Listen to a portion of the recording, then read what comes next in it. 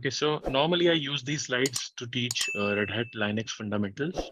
Okay, so what we'll do is we'll quickly summarize everything. I mean, not in day one itself.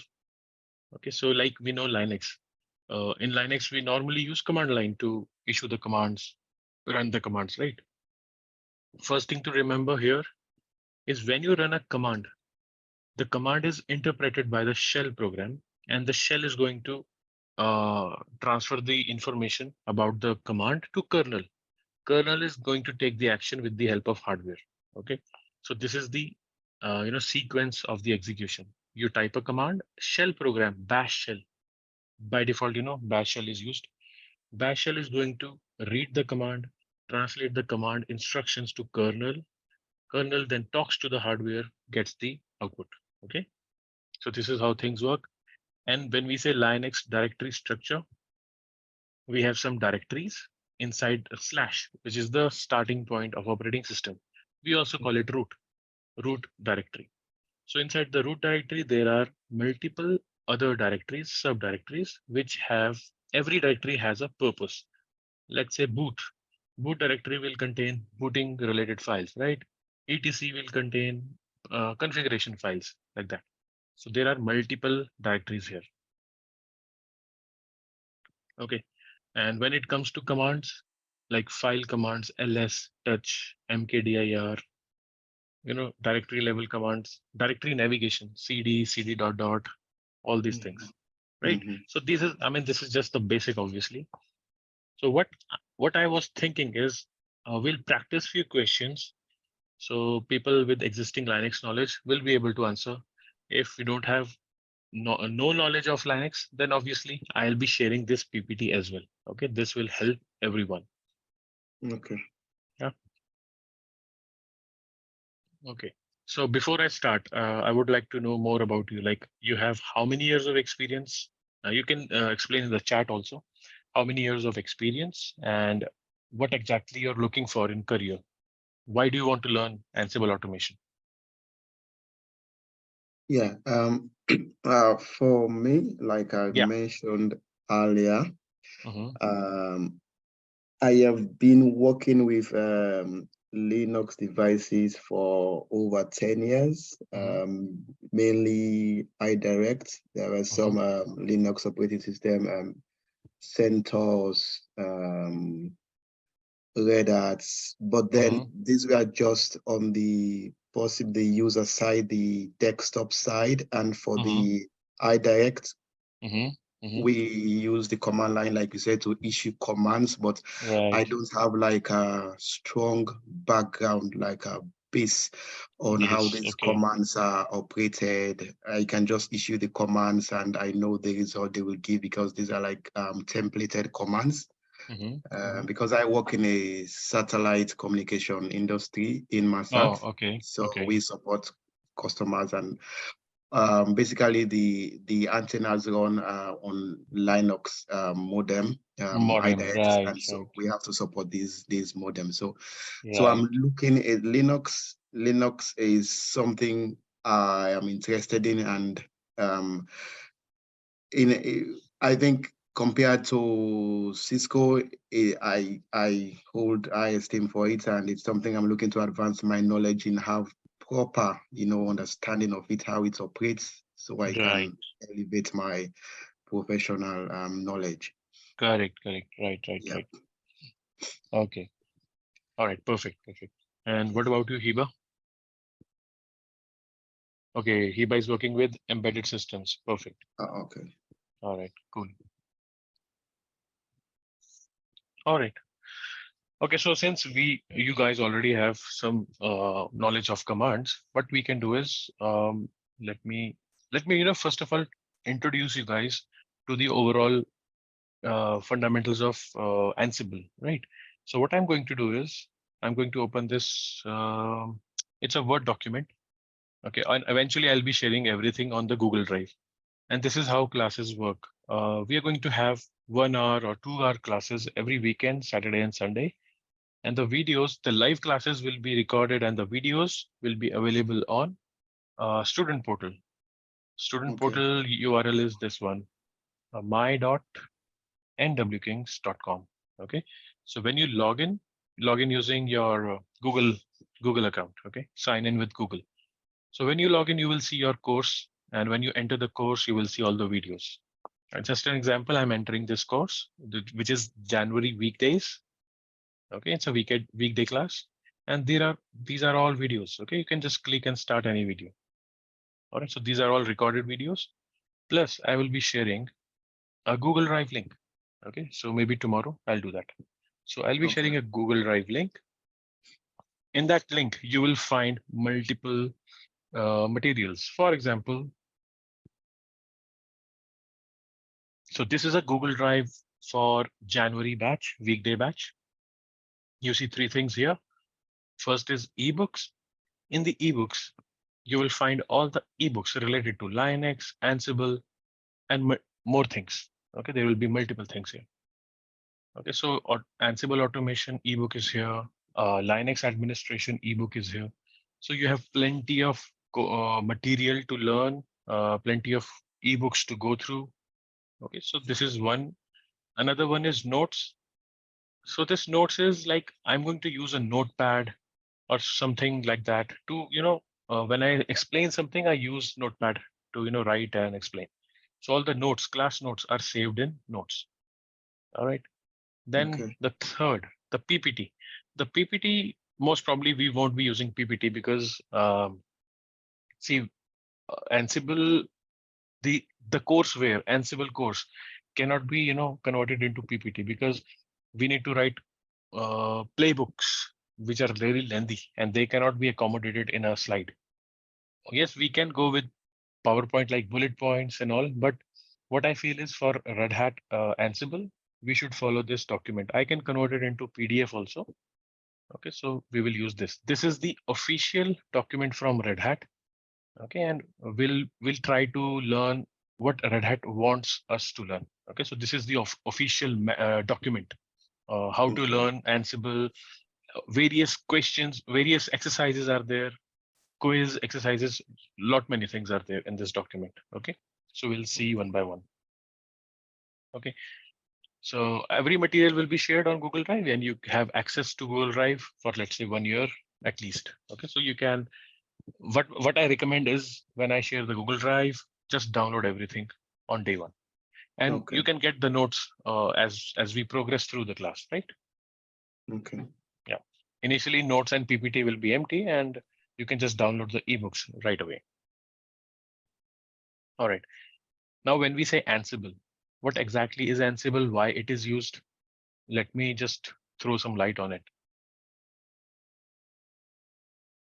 Okay, so I think I explained this last time also, but still, uh, Ansible is a application or a program which is going to connect to servers using SSH.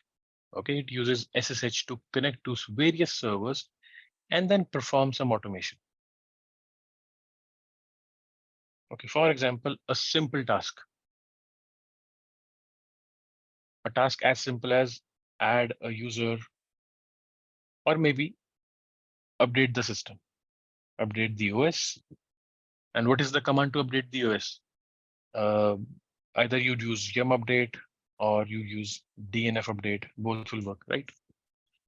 So let's say you run the DNF update command manually, and there are how many servers? There are, let's say, 100 servers. So manually, you have to do DNF update on each and every server. You log into server one, you run the command, log out, then reboot also. Yeah, after update, we have to reboot. So you reboot the server, log into server two, DNF update, reboot server three, like that. But if you have Ansible knowledge, what you can do is you can just simply create a small playbook, or even from command line also you can do that. Okay, playbook means a file which contains Ansible instructions. Okay, for example, let me say Ansible space all hyphen m package hyphen a. I will say name equals to star state equals to latest. So this one small line, this one small command can initiate DNF update or yum update command on all the 100 servers. Okay, so this is the power of Ansible. So Ansible is going to connect to all the servers parallelly, maybe 20 servers at a time parallelly, and then it is going to run a DNF update or yum update command on all the packages, and the state will be latest. Latest means update everything. All right. Here you see this all. This all refers to the all 100 servers. Okay, and this Ansible is going to read or take the input of 100 servers from a file which is called inventory file. Okay, in this inventory file, all the server names will be mentioned. Server 1, server 2, server 3, like that, till server 100. Okay. So when I say all means whatever is there inside inventory, automation will happen on all of these machines. Okay. And this -m stands for module. Ansible works on modules. So there is a package module.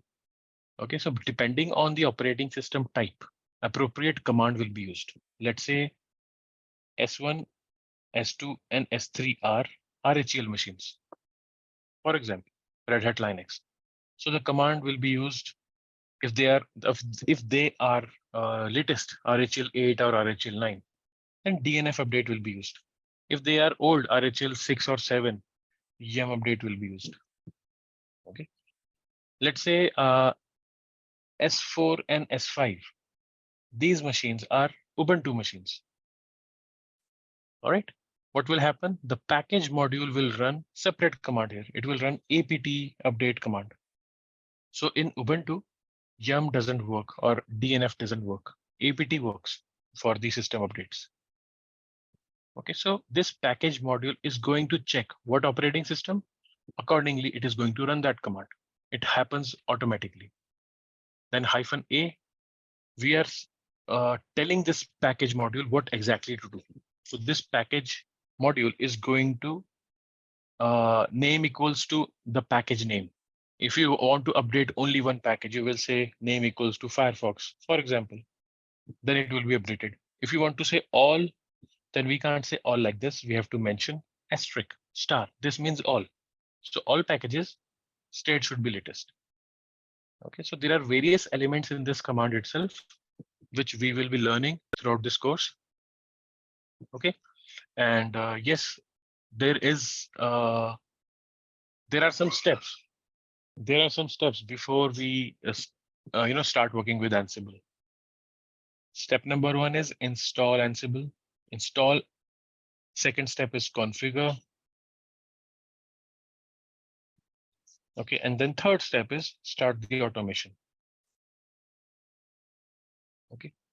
Now, when I say automation, it's not only Linux.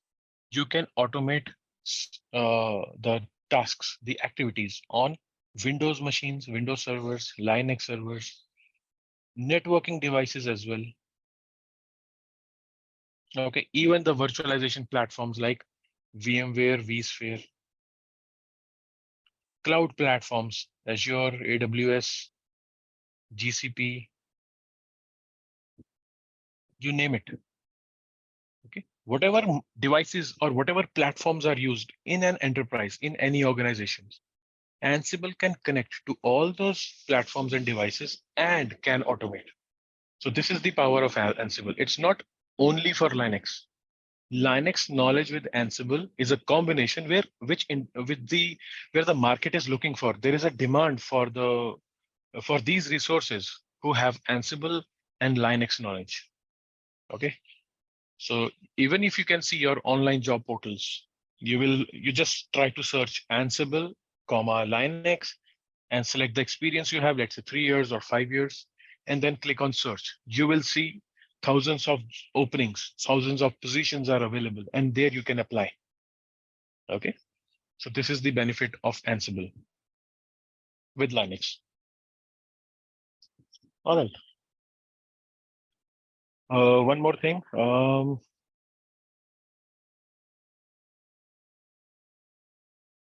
I completely forgot. Okay. Okay, yeah, I remember. So before we jump into Ansible, what are the prerequisites? What you should know? So here, Red Hat says the prerequisites are the student should be either RHCSS certified or should have the knowledge of RHCSA or Red Hat Linux fundamental knowledge.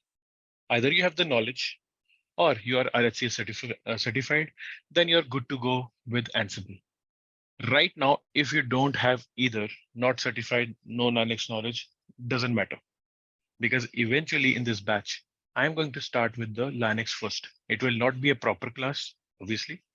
I'll be, going into crash course mode, and it will be a speedy thing. Okay, so we are going to cover most of the Linux topics with some speed. Okay, and yeah, so again, if you don't know Linux, no worries. You can learn Linux side by side. The ultimate thing is to understand how this Ansible is working. Ansible directly is not linked with Linux, okay, but it's good to have. Linux knowledge is good to have. Okay, and what are you going to learn in Ansible? You're going to learn how to install, configure Ansible, how to manage the endpoints like where the Ansible is going to perform automation. Okay, and then how to run the ad hoc command. What is the ad hoc command? This is ad hoc command. The command Ansible command which you run on the command line. This is called ad hoc command. But you can also do the same thing. You can also do the same automation with a file. You can mention the instructions in a file and then execute that file. The same thing in a file will look like this. That's it. Sorry. Sorry. So the same ad hoc command can also be converted into a text file.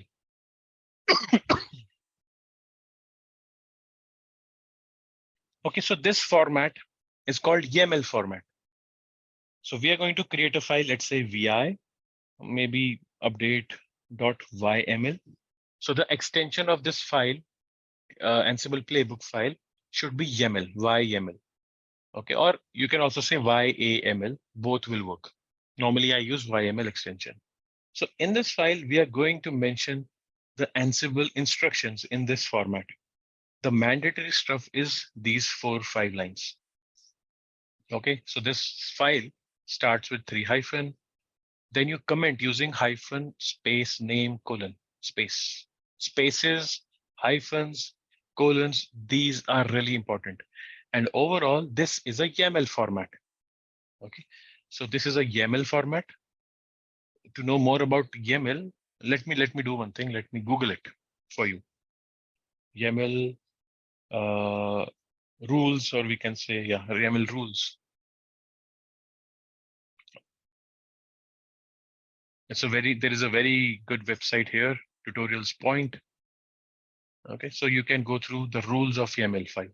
So you will see hyphens, spaces, so many things, obviously, which I'm going to tell you as well. Okay, so we have to follow the YAML rules. And you will notice that I'm using space here. After hyphen, there is a space. After colon, there is a space. And after task, 2 spaces, and then hyphen space name colon space. Then after package module, there is a space and then argument start. So it's all about indentation. Okay, in YAML, you just have to remember indentation.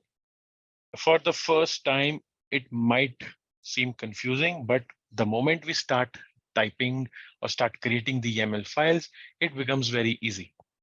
Okay, it's all about repeating the same thing again and again, and then it stucks in your mind. Then you create a habit, build a habit. Okay.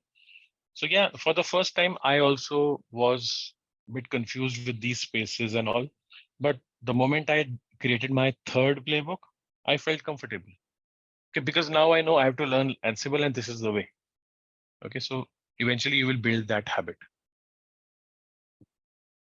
Now you will say that why are we, creating this file, lengthy file, when the same job can be done with the single line? You're right, actually. When the job can be done in a single line, don't create this file. We are going to create this file in the case when the steps are multiple. Multiple steps in the sense, let's say there is a task, install web server and configure port 82 for the web server, add port 82 in firewall. Why? because we need to allow the incoming connections for it to do. Okay. And inform SE Linux also about this new port. Okay. So there are some steps. So if I write the commands for each step, there will be like, first of all, install, DNF install, HTTPD. Okay. Second, systemctl enable hyphen now HTTPD. If in case you don't know any command, just let me know. Okay. Then third, we have to, the third here itself, edit the configuration file. Now you see the steps were how many? There were three tasks, and three tasks can be achieved with 1, 2, 3, 4, 5, 6, 7, 8, 8 steps. Now these 8 steps cannot be uh, compiled in just one single command. It's not possible. So we can't do all those 8 steps in this ad hoc command itself. We have to create a file. We have to instruct, or we have to, give sort of instructions in the file, like what to do, how to do. So here we have clear instructions that we need to run all these things. The good part is we don't have to run any command in Ansible. For every command, there is a module, like DNF install HTTP. The module is called package. Systemctl. The module is called service. Edit the file. The module is called line in file. Okay. Add the port number. Firewall. For firewall CMD command, the module is firewall D. For SE Linux, SE manage command, the module is SE Linux. For systemctl, again, it is service module. So we just simply use the modules one by one and give the instructions. For example, like in the above example, I used package module here. Similarly, I can use another module, let's say service module, then firewall D module, firewall D module, and then SE Linux module. Like this, I'll be using multiple modules. I will be giving some instructions. These are instructions. We'll see when we start the class properly. I'll tell you about everything. So these are some name, state, and some values, the arguments. Okay. So like this, now we have set of instructions. And this is the real purpose of this YAML file. When the task is a bit complex, when there are multiple steps to be performed, we create a file, we type the Ansible instructions, and then we run this file with Ansible playbook command.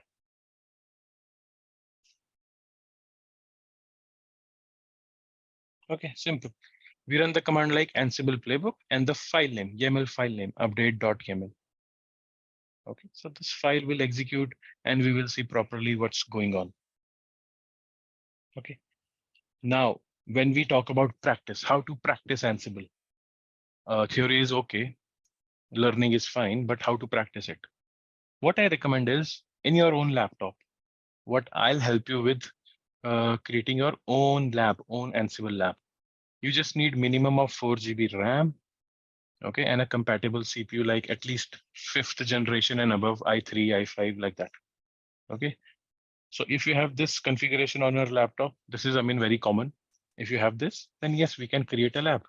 What we will do is we will use CentOS 9 operating system, which is free to use, similar to Red Hat. We will create at least 5 virtual machines on VirtualBox. And it's going to take only 10 minutes to do this because we will do using automation here, not Ansible automation. The automation application we will use is Vagrant. Vagrant is again a software which you can install in Windows. It will help you automate virtual machine creation, virtual machine deletion, in short, virtual machine management. Okay, you just have to write one command like Vagrant up. So the Vagrant up command will read your instructions. In a file, you will mention how many servers you want, what should be the IP address, what should be the server name, operating system should be what. You don't even have to download the ISO file. Vagrant is going to do everything. It will download the operating system. sorry, Vagrant file, Vagrant box or operating system, and then it will deploy the machines. Okay, we are going to start with this. So Linux and lab, how to create your own lab for this Ansible practice. We will start with this part. Okay. And once we have the virtual machines ready, then we can install Ansible on first machine, and remaining 4 machines, we will do the automation part. And this is how you have to give the RHCE exam as well. If in case you enroll to RHCE exam, there will be at least 6 virtual machines.